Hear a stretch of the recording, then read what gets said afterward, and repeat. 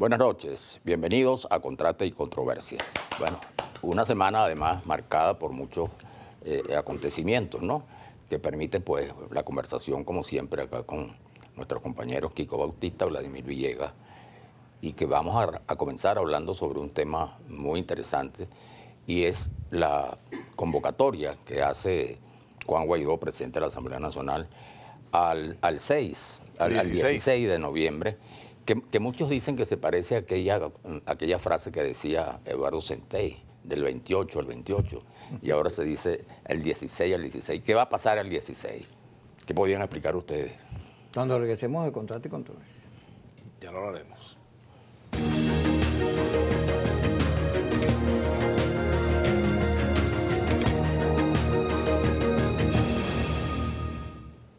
Primero, este programa nunca será igual sin Manuel Felipe.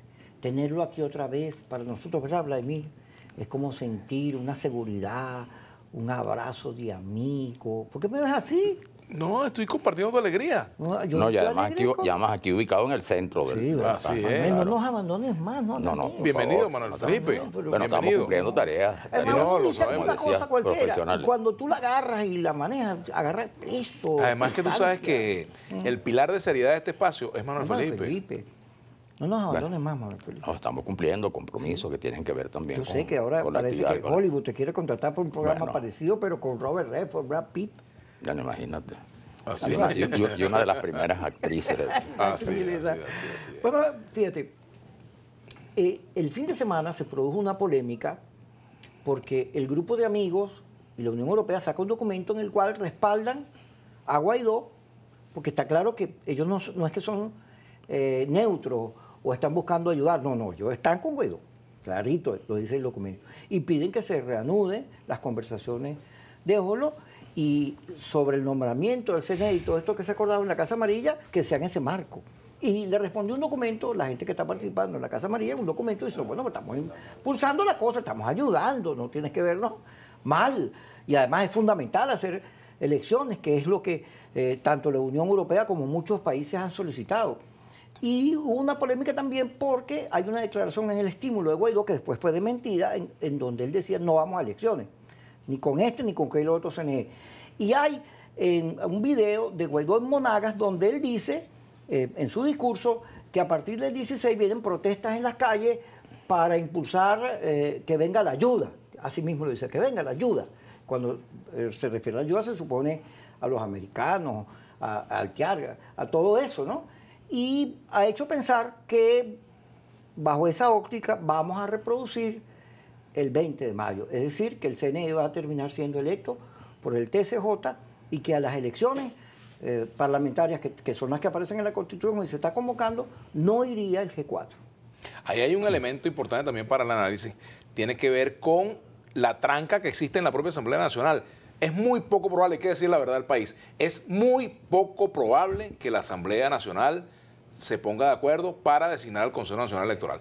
El G4 tiene votos, pero no los votos suficientes, son los votos determinantes, o sea, son necesarios, pero no son suficientes para elegir al Consejo Nacional Electoral. Quise decir que son muy importantes, no son los determinantes porque... Son la mayoría. Son la mayoría, pero no la mayoría de las dos terceras partes que permite la designación.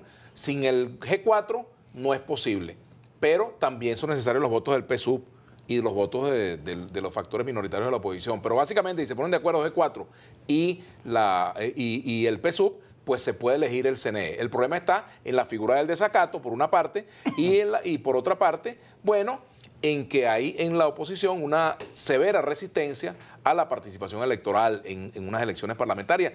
Porque, bueno, en el G4, aunque públicamente no lo digan, evidentemente hay diferencias sobre el tema, hay factores que quisieran participar, pero están sometidos a la línea que fija el presidente de la Asamblea Nacional, que es Juan Guaidó. Y aquí hay pocas probabilidades de que la Asamblea designe ese comité de postulaciones y que se designe de ahí en adelante el Consejo Nacional Electoral. Es muy poco probable, yo quiero decirlo responsablemente. Ahora, ojalá ocurriera el milagro y sensatamente el PSV dejara de lado el tema del desacato y el G4 dejará de lado también otras aprehensiones que hay para la designación de ese comité de postulaciones y vayamos al rescate de la ruta electoral, que es lo que le conviene al país en este momento.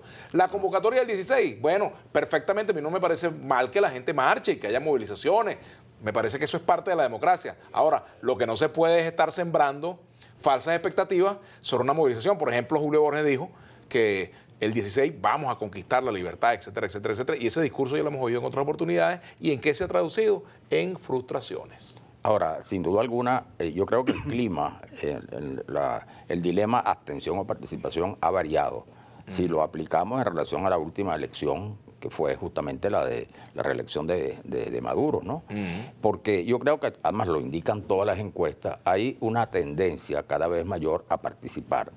Porque también hay una evaluación de cuáles han sido los resultados de la abstención, la no participación, es decir, prácticamente como ocurrió, y eso se recuerda mucho, el año 2005, en el caso de la Asamblea Nacional, se han entregado espacios importantes y pasa el tiempo y eso en definitiva ha fortalecido al gobierno en el sentido que le da el manejo de espacios fundamentales del Estado, ¿no? Y ha creado en el país de alguna manera pues un clima de frustración. Entonces es muy difícil mantener el tema de la abstención cuando hay un clima en el país y un estado de, si se quiere, de desánimo y de desencanto en relación a esta política. Porque hay que entender de una vez por todas que la abstención no es política. La abstención se aplica y se ha aplicado puntualmente en algunas circunstancias frente a un caso muy concreto, pero no puede ser permanente porque entonces no es política. Es como una persona que se corta las piernas, yo no camino más. Bueno, si no caminas, bueno, la política es acción, es movilización y las elecciones es el único mecanismo en el mundo y en la experiencia que permite justamente ejercer la política y comprobar tu fortaleza. Así que yo creo que mantener indefinidamente como una decisión, como un dogma, el hecho de la abstención es un error que no se ha visto en ninguna parte y yo creo que esa experiencia y esa realidad pesa mucho en el ánimo de los votantes venezolanos, que además cada día más crece la necesidad, el apremio por un cambio, por salir de una situación que ya no es política, porque también las dirigencias políticas analizan mucho las cosas en función de sus intereses especiales, no políticos, los intereses del partido, voy a tener tantos diputados, voy a ser mi candidato a ganar. No, el tema de aquí es ese, por supuesto, en política, pero el problema de Venezuela es superar una situación que nos afecta a todos y que afecta a los venezolanos de manera dramática en términos de su vida cotidiana.